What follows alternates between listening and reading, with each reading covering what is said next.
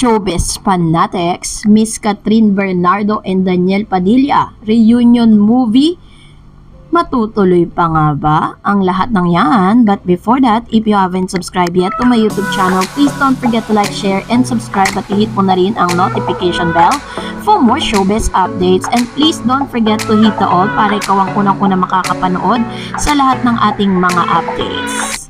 Of course, 2 weeks after the confirmation of their breakups, fans of ex-couple Catherine Bernardo and Daniel Padilla are eager to know if the reunion movie will still push through. Kasi bago pa po dumating yung kanilang breakups, ay nai-announce na po nila sa kanila pong mga fans, bago sila magkaroon ng breakup story na talaga na magte-trending pa rin hanggang ngayon, ay nangako sila sa kanilang mga fanay na magkakaroon po sila ng movie, Pero dahil po dito, before the much publicized split of two of the most bankable star and love team of their generation, Bernardo and Padilla were slated to work together after their solo movie projects. Bernardo starred A Very Good Girl with Dali De Leon last September, while Padilla is working on a movie with Sergio Marudo titled Nang Mapagod Si Kamatayan. Pero may mga chika po tayo na nasagap na tila baga hindi na matutuloy. Ito pong nasabing movie kasi pagkatapos ng split up ng Katniel, pagkatapos ng breakup, ay talaga namang sobrang umingay po yung pangalan nitong si Mr. Daniel Padilla dahil po sa issue ng pagiging unfaithful sa kanyang long-time girlfriend na si Miss Catherine Bernardo. The pair was supposed to work together in a comeback movie to be directed by Cathy Garcia Sampana, who asked on Sunday if the project is now in danger of being shelved. So, hindi na nga po na iwasan na matanong ito pong si Direk Cathy na favorite po talaga niya ang Katniel na i-direct, lalo-lalo na po si Catherine Bernardo. Kung matatandaan po ninyo, si Direk Cathy Garcia Sampana na rin po, ang newlywed na direktor, ang siya pong nag-direct ng Hello Love Goodbye na talaga namang umani ng napakagagandang reviews at umani din ito ng napakalaking kita. Umabot po ng 880 million ang kinita po ng Hello Love Goodbye. And ito po yung kanyang statement. I'm not closing my door doon sa project na yun. Kasi syempre, who wouldn't want a Katniel movie? At the end of the day, it's the call of the management and Katniel themselves. Basta ako, nandito lang ako if they need me to do the film. Ayun. So, syempre, tama naman po si Direk Cathy na wala po talaga sa kanya ang desisyon. Kung hindi, nandun po sa dalawang act, nasa Katniel at sa management po nila. But as of now, syempre, marami rin po mga boys or actors na mga sikat sa ating henerasyon na ipilit na ipinapartner dito po kay Miss Catherine. At tila baga iniiwasan na mga fans na makapartner muna si Daniel Padilla. Kasi para sa akin parang hindi pa to time.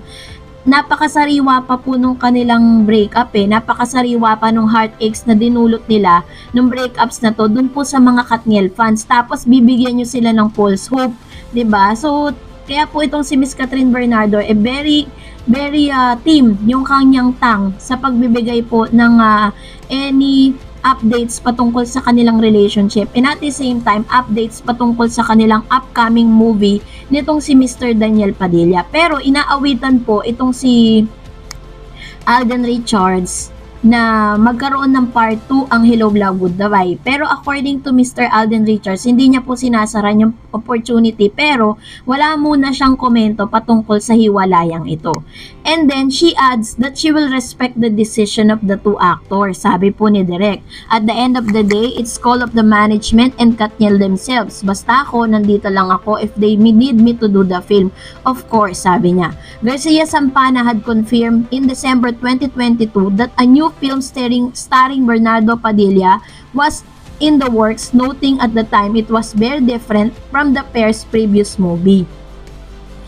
Like everyone else, Garcia Sampana was shocked when the breakup news came out. Wala namang hindi na malulungkot. Ganun naman ang relationship. I mean, I do love story. So I know may mga ganyang moments, she said. Garcia Sampana has worked closely with Bernardo and Padilla in a numbers of films, They were also one of the few stars invited to her wedding last May. We can only hope for the best. Basta ako, mahal ko si Catherine, mahal ko si Daniel. In fact, that what I messaged them after what I heard, I messaged Catherine, no? And Daniel that I love you. Hindi naman sila sumagot. Alam ko natanggap nila at alam kong medyo marami nang iniisip, so ayoko nang sumabay pa, she said. Garcia Sampano was the director of Katniel movie project titled After Forever, which was shelved because of COVID-19 pandemic and the network shutdown in 2020. So, ayun nga po. Bali po ang desisyon po na inaantay, ito kay Miss Catherine Bernardo. Kasi, kumbaga parang si Catherine kasi pwede siyang mag-work sa sarili niya lang pero hindi natin alam kay Daniel Padilla. Pero as of now, is parang hindi pa po pinupush at wala pa pong kaplano-plano si Catherine na gumawa ng pelikula with Daniel Padilla. At dahil dyan, narito naman ang ilan sa mga talak ninyo doon sa comment section patungkol po doon sa ating last update. Unahin natin ang talak ni Miss Pabenoza. Sabi niya, hay nako, sana alamin niyo muna ang katotohanan. Wag na kayong sumausaw para lang mabasa lang ang post nyo. Ayan. So, ito naman po ang sabi po ni Miss Pabenoza. So, as of now naman kasi talaga, lahat po ng mga naririnig nating news about Catherine and Daniel, it's all speculation. Not unless na talagang sila po talaga ang magsabi. Sabi ni The Best Bros, anong second chance ka dyan? Napakarami ng chance ang ibinigay ng chance ni Catherine. Medyo di ka lang siguro rin intriga sa showbiz. Ayun. Kasi po, alam naman natin na hindi po ganun kaikli yung 11 years, 'di ba? At marami sa atin na marami mga Katniel fans na sobrang nasaktan at sobra talaga na parang ayaw na natin na magkaroon pa sila ng another chance dahil according to Miss The Best Bros, maraming pagkakataon na nga na mabinigay si Catherine dito kay Daniel pero still parang hindi niya naman iniingatan yung puso ni Catherine. And better yet, siguro po si Catherine na lang talaga makapag-decide. Sabi pa ng isang user, para sa akin pagsubok lang yan, pakatatag sila, wag magpapadala sa tentasyon.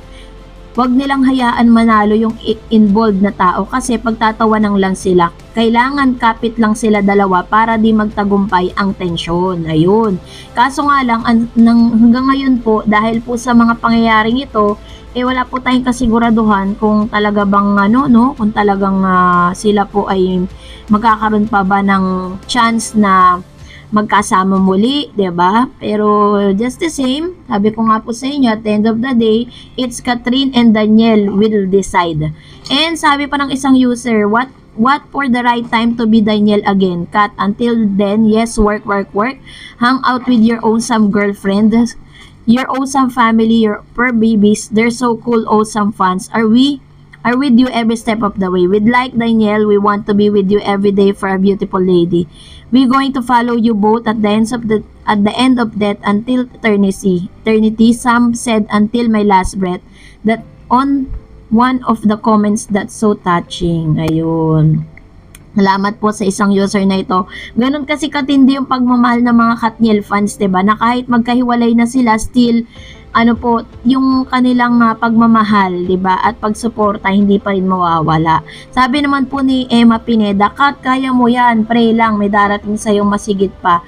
At hindi ka ipinanganak na kasama mo siya. Take care and God bless. Ayan. So, alam ko naman po na ang kinakaya naman talaga ni Miss Catherine. Nakita niyo po ba yung mga latest post niya? 'Di ba yung latest post niya po talagang umani po yun ng ilang million views, ilang oras pa lang. Kasi nga naman, 'di ba?